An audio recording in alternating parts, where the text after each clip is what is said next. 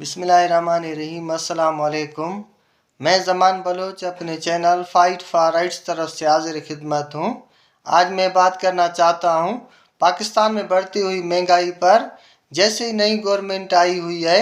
8-9 ماہ سے ہر روز کسی نہ کسی چیز کے ریٹ بڑھتے رہتے ہیں، خاص کر کے ڈالر کا۔ موجودہ گورنمنٹ کے ہاتھ میں ڈالر آ ہی نہیں رہا، اس کے کنٹرول میں ڈالر کیوں نہیں آ رہا؟ اس سے ہمیں گورنمنٹ کا جائزہ لینا چاہیے۔ آخر کیا کیا تھا تحریک انصاف نے کہ ڈالر کنٹرول میں تھا، مہنگائی کنٹرول میں تھا، پاکستان کے جو ذخائر ہیں ڈالر کے وہ کیوں بڑھتے جا رہے تھے اور آج اس گورنمنٹ میں کیوں کم ہوتے جا رہے ہیں؟ تو میرے خیال میں پی ٹی آئی نے ایک پروگرام تشکیل دیا ہوا تھا، اس کے خاص کوئی 1-2 وزیر رکھے ہوئے تھے، وہ تقریباً تارکین وطن کے ساتھ جو پاکستانی ہیں، جو لوگ لندن میں رہتے ہیں، امریکہ میں رہتے ہیں، سعودی دبئی سمیت جو غیر ملک میں رہتے ہیں جو پاکستانی، ان کے ساتھ عمران خان ہمیشہ رابطے میں رہتے تھے۔ ان وزیروں کے ذریعے اور اپنے کارکنوں کے ذریعے ان کو یہ بتایا جاتا تھا پاکستان کے اندر ڈالروں کی کمی ہے، لہٰذا آپ اپنے پیسے پاکستان کے بینکوں میں رکھیں تاکہ پاکستان میں ڈالر آرام سے ملے، وافر انداز میں ملے، تاکہ ڈالر کنٹرول میں ہو اور بلیک مارکیٹنگ ختم ہو۔ اگر پاکستان میں ڈالروں کی کمی ہوگی تو ظاہر ہے جو بندہ ڈالر کا تجارت کرتا ہے وہ ڈالر اس میں بلیک میں فروخت کرے گا، جس کی وجہ سے ڈالر مہنگا ہوتا ہے، جیسا کہ اس دور میں ہو رہا ہے۔ یعنی عمران خان کو تقریباً 4 ارب ڈالر وہ جو غیر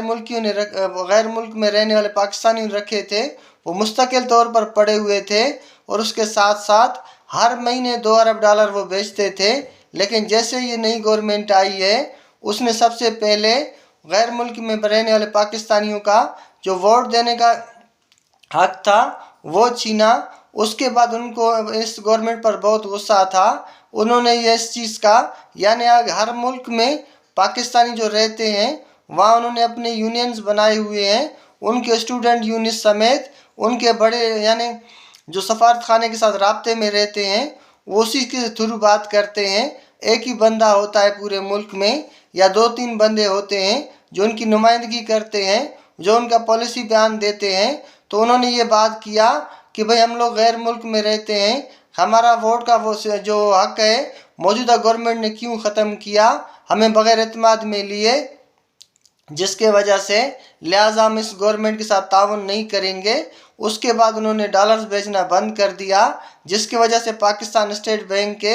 ڈالر کے ذخائر ختم ہوتے ہوتے آج 3 ارب ڈالر سے کچھ اوپر رہ گئے ہیں، اور یہ خطرناک حد ہے جس کی وجہ سے ڈالر کنٹرول میں نہیں آ رہا، اور ہمیں موجودہ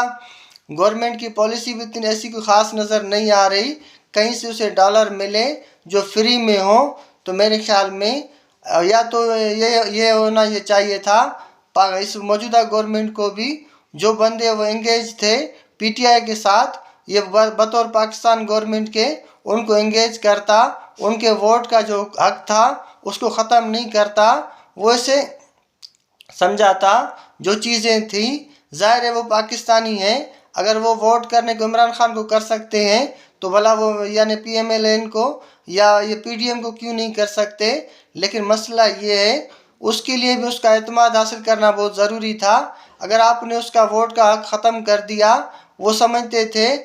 ہم لوگوں کو کوئی بھی نہیں سنبھالتا تھا، یعنی سعودی عرب کے جیلوں سمیت جتنے پاکستانی جیلوں میں پڑے ہوئے تھے، عمران خان واحد حکمران ہے جس نے نہ صرف آواز اٹھائی بلکہ انہیں جیلوں سے بھی چھڑایا، لیکن اس کے ساتھ ساتھ وہ ویسے بھی ان کے حقوق کی بات کرتا رہتا تھا، ان سے رابطے میں رہتا تھا۔ اس کی پالیسی بھی یعنی غیر ملک میں رہنے والے پاکستانیوں کی موجودہ گورنمنٹ سے بالکل مختلف تھی، اور شاید یہی عمران خان کی گورنمنٹ کی کامیابی تھی، اور یہی ڈالر کو کنٹرول کرنے کا وجہ تھا۔ پاکستان کو فری میں ڈالر ملتے تھے، وہ انہوں نے لندن کی امریکہ کے بجائے، سعودی کے بجائے، دبئی کے بجائے وہ وہاں کما کر پاکستان بینکوں میں پیسہ رکھتے تھے، جس کی وجہ سے پاکستانی بینکوں میں ڈالروں کی کمی نہیں ہوتی تھی۔ لہٰذا اس موجودہ گورنمنٹ کو بھی چاہیے یا تو وہ جو پالیسیاں تھیں وہ اپنائیں، یا تو بہتر یہی ہے الیکشن کرا کر اس مہنگائی سے، اس مصیبت سے اور اس افراتفری سے عوام کا جان چھوڑائے۔